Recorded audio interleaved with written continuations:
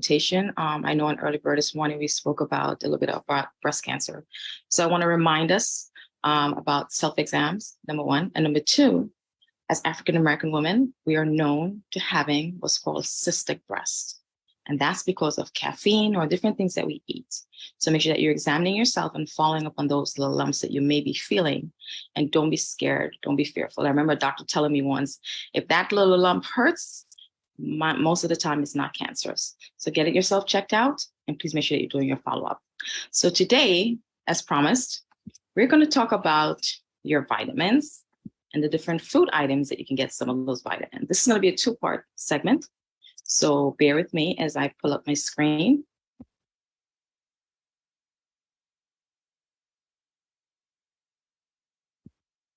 So what are vitamins and minerals? So vitamins and minerals are essential substances that our bodies need to develop and function normally. A lot of people, of course, take vitamins to fight off infections. So some of the known vitamins include vitamin A, C, D, E, and K, and the B vitamins, thiamine, riboflavin, niacin, just to name a few. A number of minerals are essential for health, like calcium, phosphorus, your potassium, your sodium, chloride, magnesium, iron, zinc, and just to name a few again, there's still more there. So the dietary guidelines for the Americans recommends that people should aim to meet their nutrient requirements through a healthy eating pattern that includes nutrient-dense forms of food. So why do people take vitamins? So many take supplements to help with health conditions or improve their well-being. Vitamins, minerals, herbs, and probiotics are all types of supplements that may aid health. You might even take a combination of supplements, but there are certain combinations that shouldn't be taken, and we'll discuss that further on. Supplements might interact not only with each other, but also with medications you may be taking. That's why knowing the potential interactions of supplements is also important. Supplements can have health benefits, but they may also have health risks. Just remember that. For example, sometimes the ingredients in certain supplements can alter lab tests or have negative effects during surgery. So it's important that you also speak to your provider about any vitamins that you're taking. They always ask that question, so please be honest about that. The risks that may come with taking supplements can be increased if you take more than one supplement. Here are some supplements combinations that I'll discuss further, but I'm also just going to go through step by step some vitamins I want you guys to be mindful of, especially during this season. Let's talk about vitamin C.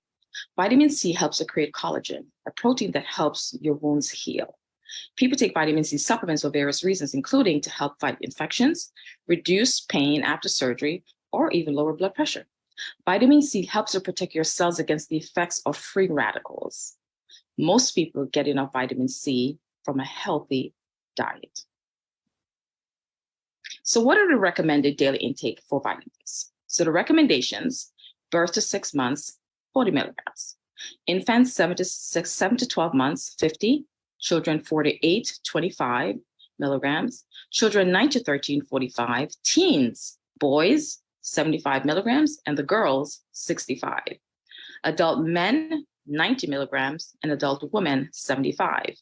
Pregnant teens, which we pray for, or our teens that they stay celibate, is 80 milligrams. Pregnant women, 85. Breastfeeding teens, 115 milligrams, and breastfeeding women, 120 milligrams. So what are some of the food sources that you can get your vitamin C from? Cantaloupe, you get 29 milligrams, and you take a half cup of that alone. Citrus juices, you get 70 to 93 milligrams. If a cup of whether it's grapefruit juice, orange juice, you get 70 milligrams. So it's a medium orange. Kiwi fruit, you get 64 milligrams. Bell peppers, you get 60 to 95 milligrams of a half a cup of that. Strawberries give you about 49 milligrams. Brussels sprouts, where a lot of us, I know I didn't like it growing up, you get 48 milligrams if you get a half cup. And broccoli, 39 to 51 milligrams. Let's talk about copper. This mineral is involved in energy production and helps to create connective tissue, which gives structure to the body, especially for people with cardiovascular disease. So I want to talk a little bit more. Let me go into that a little bit more. What's your daily intake in that? Because I don't want you to get confused with a lot of these. So some of you, I don't doubt take copper, but let's talk about the recommended dose for that. Adults greater than 19 years old about 900 UG. I did not say milligrams, I said UG. Women that are pregnant, about 1,000. Adolescents, 890. And children 9 to 13 years old, about 700 or so. This is something you want to make sure that you review with a provider before you start taking it as well. Foods that are high in copper are oysters, mushrooms, the shiitake mushrooms, firm tofu, sweet potatoes, sesame seeds, cashews, salmon, actually give you some of that, chickpeas, dark chocolate, avocados. Some of the veggies, turnips, and again, I went over the sweet potato, green peas also give you that. Zinc. Zinc is a mineral that has numerous roles, including immunity. It helps to build your immune system, protein creation, wound healing, DNA creation, and a sense of taste and smell. So during COVID, we realized a lot of people also was lacking zinc, and so a lot of people had to be increased in their zinc intake. So what is the dietary allowances for zinc? Age 0 to 6 months, 2 milligrams for male, 2 for the female. 7 to 12, 3 milligrams for both. 1 to 3 year olds, 3 milligrams, 4 to 8, about 5 milligrams, 9 to 13, about 8, 14 to 18 years old, about 11 milligrams for the male, 9 for the female. Pregnant, 12 milligram, lactation, 13 milligrams. 19 plus 13 years, so older, is still taking the 11 milligrams for the male and the female 8 milligrams as well. Foods that are high in zinc: pumpkin seed, garlic, watermelon seed, sesame seed, your wheat germ, squash seeds, chickpeas, kale, spinach, potatoes, sweet potatoes, beef, eggs, asparagus, broccoli, and green beans. So when we went to the Daniel fast and we ate all these vegetables, a lot of us should have gotten a lot of our minerals and vitamins during that time. Vitamin D, this is also something that we feel a lot of people during COVID was lacking. Vitamin D is a nutrient that your body needs for building and maintaining healthy bones. That's because your body can also absorb calcium, the primary component of bone, when vitamin D is present. Vitamin D also regulates many other cellular functions in your body. It's an anti-inflammatory, antioxidant, and neuroprotective properties support your immune health, muscle function, and brain cell activity. The best food sources of vitamin D are oily fish, including salmon, mackerel, and sardines. Other sources include egg yolks, red meat, and liver. Vitamin D is added in some foods too, including your breakfast cereal, plant milks, and fat spreads. You also get vitamin D from the sun, but a lot of us don't really sunbathe. So especially during the countries that have winter, we tend to be lacking vitamin D during the winter hours. So you want to make sure that your winters, especially, that you're increasing your vitamin D. So what are recommendations? So recommendations for how much daily vitamin D adults need through diet have changed over the years. Currently, different recommendations exist. So make sure that you, again, speak to your healthcare provider to see what is best for you. The Institute of Medicine has placed recommended dietary allowance for vitamin D to 600 IUs per day for young adults and 800 per day for adults older than 70.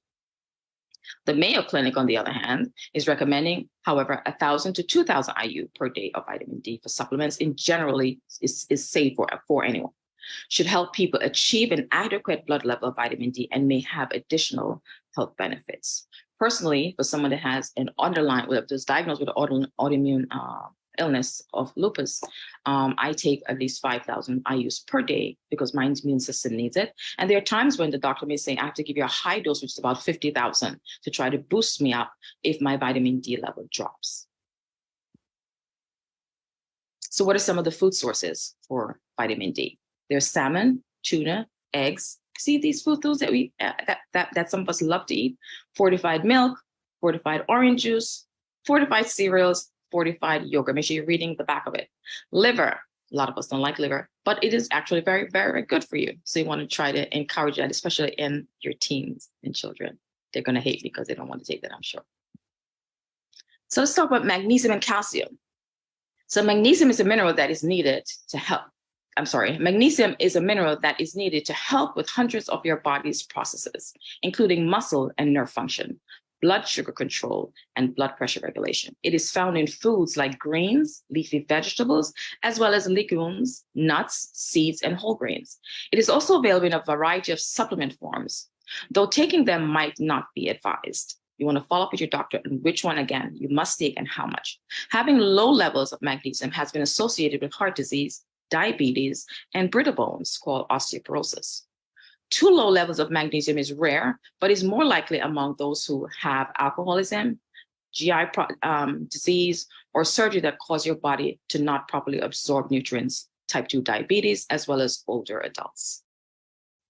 So magnesium, 1.7 to 2.2 milligrams per DL. Calcium, 8.5 to 10.2 is normal levels. Some labs use different measurements to speak to your provider about your levels, meaning. So you want to get that checked. Magnesium is also a good thing that you take at night. I personally like to take it at night. It helps your body to relax and you get a good night's sleep. Just for those of you that may be having problems sleeping at night. Calcium is another mineral that is important for your bone health. It can be found in foods like your milk, your yogurt, and your cheese. So you want to encourage that. Taking both minerals together can result in a decreased absorption of the magnesium. If you take a very high dose of calcium, so you want to make sure that you're taking the right amount. Don't take too much of the calcium with us, because it's not going to work too well for you. It's recommended that people at high risk for magnesium deficiency who take calcium supplements take the calcium at bedtime instead of during your meal. We spoke about this before. That's because taking the calcium supplement during a meal could negatively affect how much dietary magnesium is being taken into your body. So there's some vitamins you don't take them with the food. And we're going to go through that later on when we get to part 2 or part 3. We can talk more about that. So what are the daily allowances for magnesium? 51 and older, about 120 for the male, 320 for the female. Between age 31 and 50, 120 for the male and 320 for the female. Your teenagers, 14 to 15 years old, about 110 or so, hanging off there. But we're going to go through more, 410 milligrams, my apologies. And for the female, 350. And as they are growing, they need to have a lot of these supplements. You want to encourage them and put your teens and young children on supplements. For the calcium, women 51 and older, about 1,200 milligrams a day. Men 51 to 70, 1,000. Men 71 and above, 1,200. Your teens between 9 to 18 years old, about 1,300 milligrams, and 19 to 50, about 1,000. 6 to 12 months, they should be getting, the mother is taking in enough nutrients when you breastfeed, or whatever supplement you may have to give the baby should be able to get enough calcium in that. But please make sure that you're having those levels checked as well, because too little calcium can cause other problems as well. 1 to 3 years old, about 700 milligrams, and 4 to 8, 1,000. What are some of the magnesium-rich foods? I'm going to wrap it up real soon, I promise. So it's your salmon, your dairy, your potatoes, your almonds, figs, spinach, pumpkin seeds, pistachios, avocados. You can get you chives, flaxseed, okra. Okra is very good for you, especially for the ladies. Broccoli, basil, dill, Brazil nuts, pumpkin seed, we already talked about, almonds, pine nuts, watermelon seeds, spearmint, sesame seeds, and sunflower seeds. Calcium-rich sources, figs, especially those that are vegetarian, figs, spinach, tofu, kale, your soybeans, your almonds, your kiwi, your chickpeas, your pineapple, your celery, okra again, Brazil nuts.